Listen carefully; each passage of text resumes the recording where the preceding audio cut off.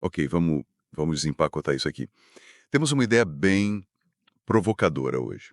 A de que o cinema pode ser uma forma de fazer filosofia. Não só um tema para a filosofia discutir, entende? A gente está se baseando no material da Virtual Books Editora. Filosofia através do cinema. E a nossa ideia aqui é investigar se um filme pode ir além de contar história e realmente filosofar. Essa distinção é crucial, né? Porque uma coisa é a filosofia do cinema, que pensa sobre o que é o meio cinematográfico, suas características, enfim. E outra bem diferente é essa ideia da filosofia através do cinema, que sugere que filmes narrativos mesmo, podem ser usados para explorar e, quem sabe, até para criar ideias filosóficas novas. Muda tudo, né? Muda o jeito como a gente talvez assista a um filme.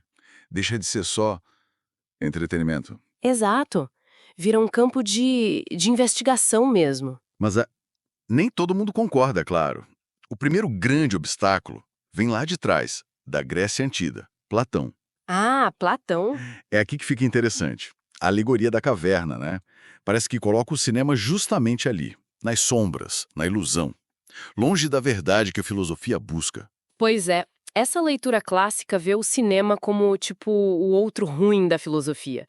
É a ilusão contra a realidade, o particular da historinha filmada contra o universal da ideia filosófica, né? Faz sentido. Pensando assim, o filme seria inimigo da reflexão. Só que tem uma ironia aí, né? A própria alegoria do Platão é super visual. É quase um roteiro pronto. E o cinema mesmo responde a isso. Tem filmes tipo O Conformista, do Bertolucci, que usa explicitamente a imagem da caverna para fazer uma crítica, ou, sei lá, Thelma e Louise, que subverte ideologias dominantes. Então a imagem pode ser reflexiva, mesmo sem imagem. Pode. Mostra que o cinema não é só passividade, ele pode usar a própria forma visual para questionar, para pensar. Tá, entendi.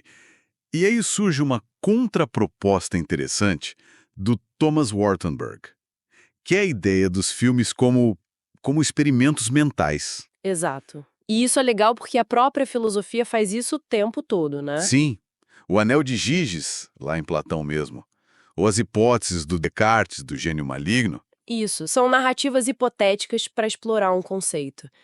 Wartenberg argumenta que filmes como, sei lá, Brilho Eterno de uma Mente Sem Lembranças ou Matrix funcionam de um jeito muito parecido. Explorando ética, o que a gente pode saber da realidade, mas com personagens, com emoção, né? Não só o argumento seco. Precisamente. E tem autores como o Cox e o Levine que vão até um pouco além. Eles sugerem que o cinema pode apresentar esses experimentos com uma riqueza de detalhes, uma nuance emocional que às vezes o texto filosófico abstrato não consegue dar conta. Especialmente em ética, imagino. Exato, porque a gente vê as consequências, a gente se conecta emocionalmente com o dilema. É uma rejeição forte àquela ideia platônica de que a ficção, por ser ficção, não contribui para a filosofia. Entendi. Mas isso não leva para um debate ainda mais quente? A tal da tese ousada. Ah, sim.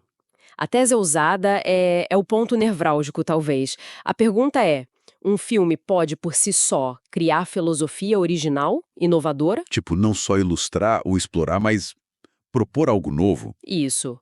O Stephen Murrow, por exemplo, defende que sim. Ele analisa filmes como a série Alien e vê ali filosofia em ação, sabe? Pensamento filosófico acontecendo. Uau.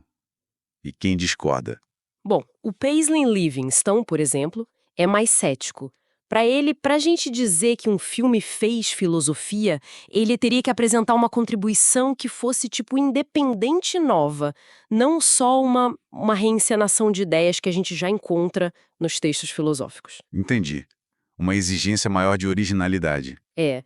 E aí tem outras visões, né? O Robert Sinebrink fala numa coisa interessante que é o pensamento cinematográfico. A ideia de que o filme pensa de um jeito próprio, com imagem, som, montagem, ambiguidade. Algo que talvez nem dê para traduzir totalmente para a palavra escrita. Tipo um David Lynch, talvez. Exatamente. Pense em Mulholland Drive. Aquilo resiste a uma paráfrase filosófica simples, mas parece estar pensando sobre identidade, realidade, de um jeito muito cinematográfico. E o Cox e Levine, de novo, tem uma posição mais moderada. O cinema faz atividades filosóficas, às vezes até melhor que os textos, justamente por usar essas ferramentas próprias. O que nos força a perguntar, né?